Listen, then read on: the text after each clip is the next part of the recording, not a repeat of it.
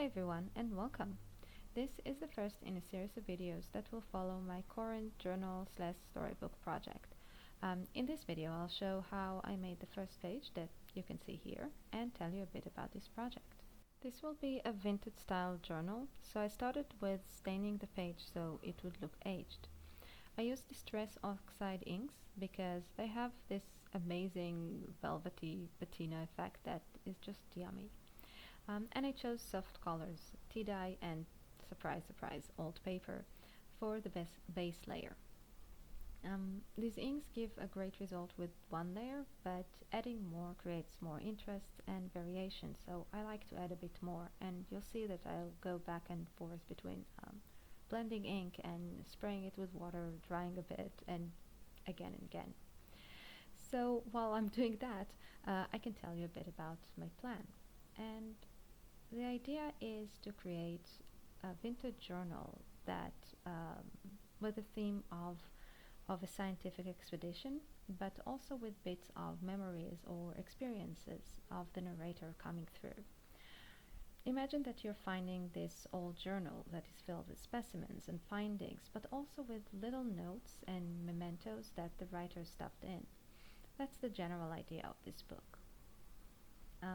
If you've seen some of my works, specifically my telling fragments pieces, then you know that I like to create open stories. Stories that are created by the way that the images and the texts connect, and that can be kind of revisited and retold again and again in different ways. And this one will be of that style. Okay, so here I'm adding some fried burlap oxide ink. It's sort of a mid-tone of the browns, and it has undertones of green, so it really fits with the other two colors that I chose, and also kind of add variation and ages the whole thing. And you can see that I'm spraying again with water. Oxide inks react with water in a way that makes them look more patinaed. It's a really beautiful effect, but also of course the staining of the water kind of create texture that looks like this old ruined page, right? And as a final touch, I'm just adding some splatters of ink. I'm using distress spray ink, but instead of spraying it, I just flicked a few stains from the bottle to create kind of bigger splashes. And because I didn't want it to be too strong, I'm going to dab off a bit of the color just to create a softer look. And this is done, so I'm going to let this dry and start working on the ephemera pieces for the page. And the ephemera pieces are actually made from this stamp set. It's called Field Notes. It's by Tim Holtz with Stampers Anonymous. And what I love about making ephemera myself is that I can play around with the stamps, kind of partially stamped. So this one, for example, was made from 3 different stamps, this one, and this one, and I'd created my own little ticket there. So you can see that I've already stained these pieces a bit, but what I'm going to do now is just accent the edges with a bit of ink, again to make it look a bit older, and also it just creates more interest and brings the eye to the center when the edges are darkened.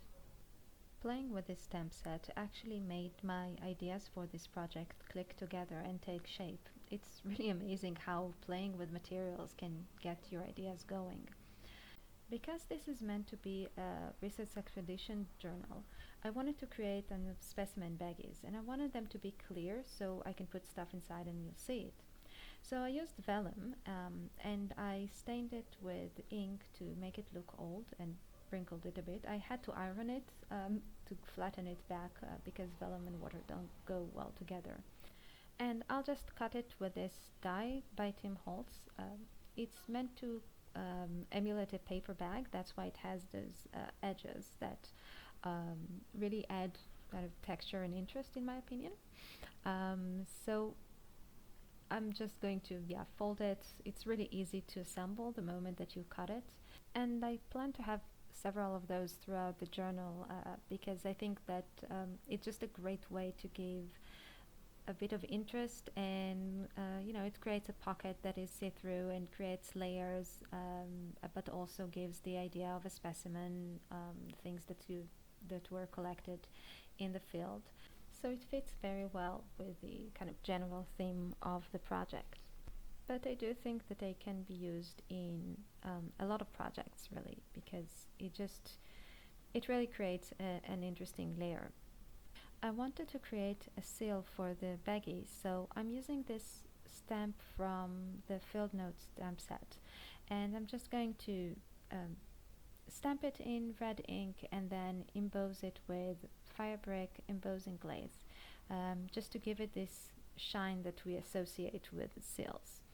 And I should say maybe that I actually changed this later. If you look at the final project, the page, the seal is darker.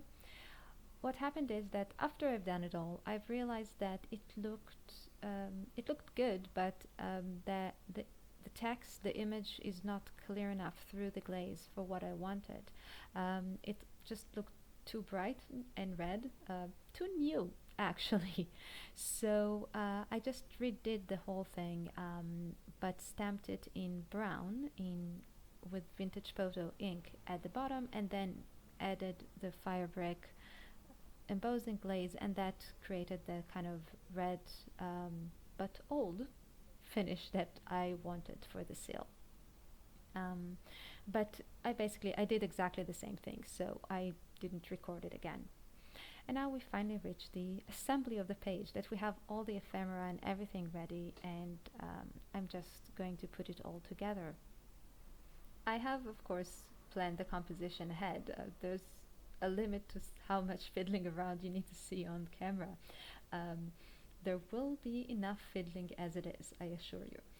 And so before I'm gluing anything down, I'm just adding any stamping that I wanted to add. And this is one of my favorite. It's from the Etymology stamp set, and it just this beautiful cursive text that adds a lot of interest to any background. Now in this case, I'm stamping it in white on a fairly pale background, so I'm not sure how much you can see on camera, but it does stamp. And furthermore, with this ink specifically, it becomes brighter over time, so sometimes it's good to even let it, just leave it and look at it again the next day, and you will see that it does show up, even though in the beginning it looks very, very pale. So it's just something that you need to take into account. So the next thing I'm going to do is kind of finalize the baggy. Going to cut this beautiful butterfly, just get the wing off and use it as a specimen inside the baggy.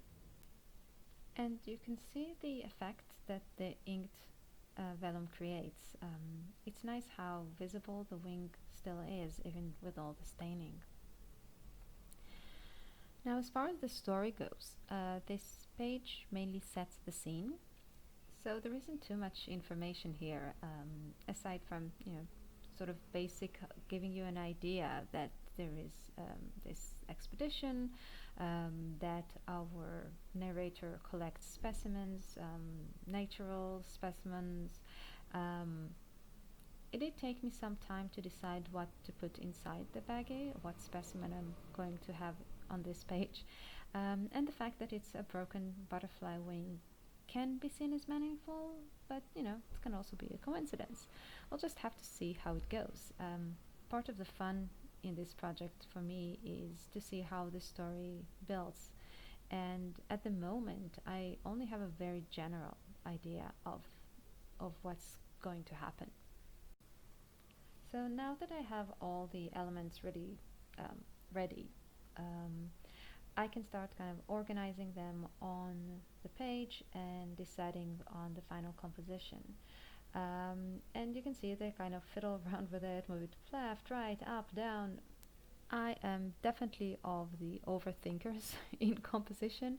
It always takes me a while, but you'll see that once I decide, what I do is take the kind of the bottommost element and make sure that I glue that one in the exact place that I wanted.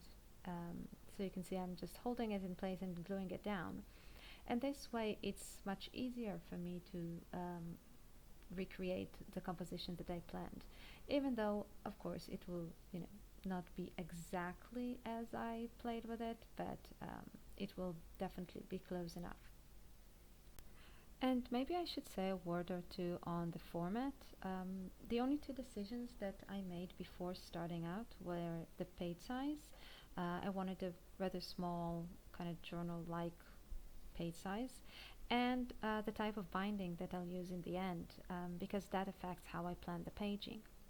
And you'll see that in future videos when I'll sometimes create a double page spread. Now, for attaching the baggy, I wanted it to be able to move so you can see the stamping at the bottom, so I only glued it at one line at the top. And with all the planning and fiddling and everything that I did, I still wasn't entirely happy with the composition. So you'll see that I'll now kind of gently, very gently, remove the seal that I glued in order to add a string. Because it's amazing sometimes how these little details really add so much. But you know what? I still wasn't entirely happy, so I did what I always do. I left it for a while and came back with fresh eyes, and then I added the green label that you'll see at the top when we see the entire page. One of the challenges of this project is that these pages don't stand alone, so none of these compositions are really final until the book will be finished. But that's just part of the adventure. Thank you so much for joining me, and I hope to see you again next time.